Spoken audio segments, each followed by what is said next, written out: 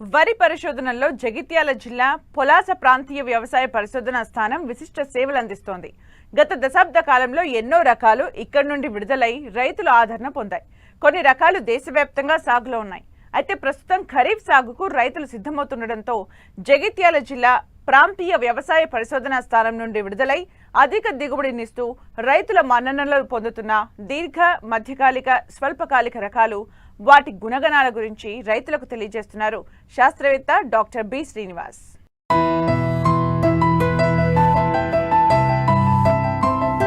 తెలంగాణలో వరి అధిక విస్తీర్ణంలో సాగుతుంది.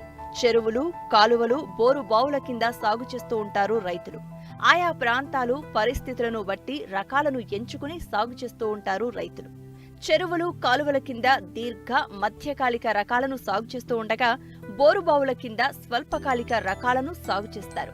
సాగు ఆలస్యమైన ప్రాంతాల్లో అతి స్వల్పకాలిక రకాలను ఎన్నుకుంటారు. అయితే ప్రస్తుతం చాలా చోట్ల నారుమడులు పోస్తున్నారు. మరికొంతమంది పోసేందుకు సిద్ధమవుతున్నారు. ఈ పరిస్థితుల్లో జగిత్యాల ప్రాంతీయ వ్యవసాయ పరిశోధన స్థానం నుండి విడుదలైన పలు వరి రకాలు, వాటి గుణగణాల గురించి రైతులకు తెలియజేస్తున్నారు శాస్త్రవేత్త డాక్టర్ బి శ్రీనివాస్. ఇప్పుడు మనకి జగిత్యాల పరిశోధన స్థానం నుంచి చూసుకున్నట్లయితే దాదాపు అన్ని కాల పరిమితి గల రకాలు, అంటే మధ్యకాలిక రకాలు అందుబాటులో ఉన్నాయి. అదేవిధంగా ఈ స్వల్పకాలిక రకాలు, అదేవిధంగా అతి స్వల్పకాలిక రకాలు కూడా మనకు ఉన్నాయి. సో జగిత్యాల పరిశోధన స్థానం నుంచి విడుదలైన రకాల గురించి మనం చూసుకున్నట్లయితే దీంట్లో మనకి మొదటిగా అంటే 2002 సంవత్సరంలో విడుదలైన 2 రకాల గురించి చెప్పుకోవాల్సినట్లయితే ఇవి మనకు ఒకటి JGL 384. ఇది పొలాస ప్రభ అనే పేరుతో విడుదలైన రకం. ఇది సన్నగింజ రకం, అంటే మధ్యస్థ సన్నగింజ రకం. BPT 5204 పోలి ఉంటుంది. ఇది దాదాపు 135 నుంచి 140 రోజుల్లో పంట చేతికి వస్తుంది. దిగుబడి వచ్చేసరికి 30 నుంచి 32 క్వింటాలు ఎకరానికి వచ్చే అవకాశం ఉంది. ఇది గాల్మిజ్ బయోటైప్ 3ని సమర్థవంతంగా తట్టుకుంటుంది కాబట్టి ఇది మధ్యకాలిక రకంగా సాగు చేసుకునే అవకాశం ఉంది. తర్వాత ఇదే సంవత్సరంలో అంటే 2002 సంవత్సరంలో విడుదలైన ఇంకో రకం చూసుకున్నట్లయితే JGL 1798. ఇది జగిత్యాల సన్నాలు అనే పేరుతో విడుదలైన రకము. ఇది స్వల్పకాలిక రకం, అంటే ఇది దాదాపు మనకి 120 నుంచి 125 రోజుల్లో పంట చేతికి వస్తుంది. గాల్మిజ్ బయోటైప్ 3ని తట్టుకుంటుంది. అదేవిధంగా BPT 5204ని పోలి ఉంటుంది. ఇది యాసంగికి అనుకూలం కాదు, అంటే కొద్దిగా చలిని తట్టుకోదు కాబట్టి ఓన్లీ వానాకాలానికి అనుకూలమైన రకము. దిగుబడి వచ్చేసరికి మనకు దాదాపు 30-32 క్వింటాలు తీసుకునే అవకాశం ఉంది. చేను మీద పడిపోదు కాబట్టి ఈ రకాన్ని వానాకాలంలో స్వల్పకాలిక రకంగా, సన్నగింజ రకంగా రైతులు సాగు చేసుకోవచ్చు. తర్వాత మరో రకం విడుదలైన రకము JGL 3828. ఇది మనకు మానేర్ సోనా అనే పేరుతో విడుదలైంది. ఇది కూడా మధ్యకాలిక రకం, అంటే దాదాపు 135 నుంచి 140 రోజుల పంట చేతికి వస్తుంది. BPT 5204 పోలి ఉంటుంది. దాదాపు 28 నుంచి 32 క్వింటాలు ఎకరానికి దిగుబడి వచ్చే అవకాశం ఉంది. గాల్మిజ్ బయోటైప్ 3ని సమర్థవంతంగా తట్టు ఉంటుంది కాబట్టి మధ్యకాలిక రకంగా ఈ రకాన్ని కూడా, అంటే JGL 3828ని కూడా సాగు చేసుకోవచ్చు. దీంతోపాటు ఇంకో రకము JGL 3844. ఇది జగిత్యాల సాంబా అనే పేరుతో విడుదలైన రకము. సో ఇది మధ్యస్థ సన్నగింజం కలిగిన స్వల్పకాలిక రకం. ఇది కూడా జగిత్యాల సాంబా కూడా మనకి 120 నుంచి 125 రోజుల పంట చేతికి వస్తుంది. ఇది గింజ తెల్లగా ఉండి కంకినల్లిని సమర్థవంతంగా తట్టుకొని అధిక దిగుబడినిచ్చే సన్నగింజ రకం. దాదాపు 32 క్వింటాలు ఎకరానికి తీసుకోవచ్చు. ఇది యాసంగికి కూడా అనుకూలం కాబట్టి ఈ రకాన్ని మన వానాకాలంతో పాటు యాసంగికి కూడా వేసుకునే అవకాశం ఉన్నది.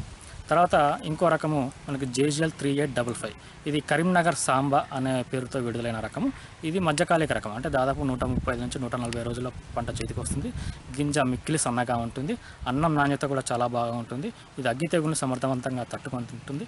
దిగుబడి దాదాపు 28 నుంచి 30 క్వింటాలు ఎకరాకి వచ్చే అవకాశం ఉంది కాబట్టి రైతులు ఈ రకాన్ని కూడా మధ్యకాలిక రకంగా సాగు చేసుకోవచ్చు.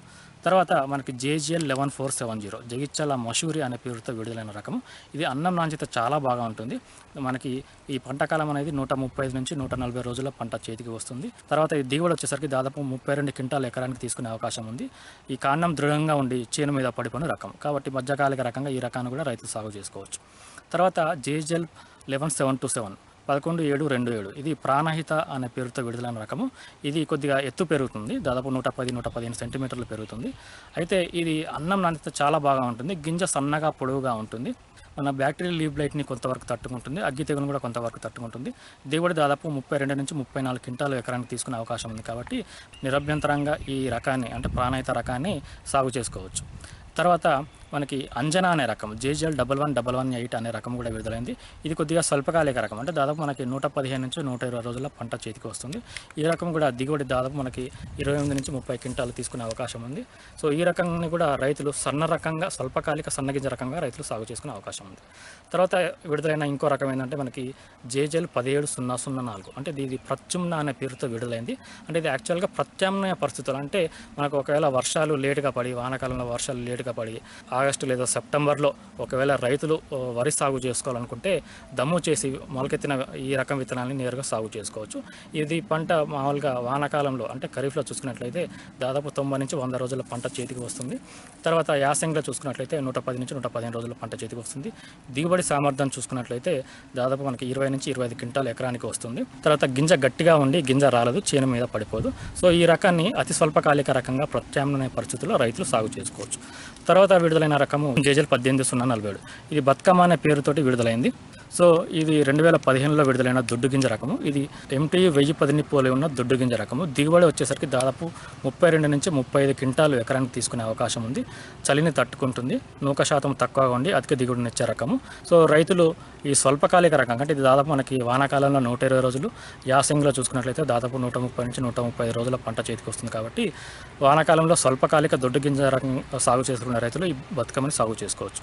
తర్వాత విడుదలైన రకం JGL 24423, జగిత్యాల రైస్ 1 అనే పేరుతో విడుదలైన రకం 2019లో విడుదలైంది.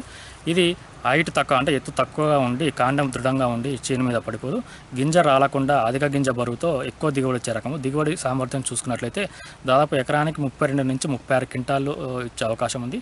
ఇది చలిని సమర్థవంతంగా తట్టుకుంటుంది, తర్వాత చేను మీద పడిపోదు. సో మీరు వానాకాలం చూసుకున్నట్లయితే దాదాపు 125 రోజుల పంట చేతికి వస్తుంది. యాసంగి చూసుకున్నట్లయితే 130 నుంచి 140 రోజుల పంట చేతికి వస్తుంది. కాబట్టి ఈ స్వల్పకాలిక దొడ్డు గింజ రకం సాగు చేసుకున్న రైతులు ఈ JGL 24423 కూడా నిరభ్యంతరంగా సాగు చేసుకోవచ్చు. తర్వాత JGL 21078 రకము ఈ CBRC ద్వారా, అంటే సెంట్రల్ వెరైటల్ రిలీజ్ కమిటీ ద్వారా రిలీజ్ అయిన రకము. ఇది 2020లో రిలీజ్ అయింది.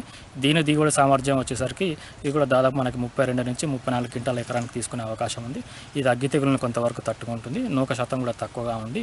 దీన్ని కూడా స్వల్పకాలిక రకంగా మనం వానాకాలంలో కానీ యాసంగిలో కానీ సాగు చేసుకోవచ్చు.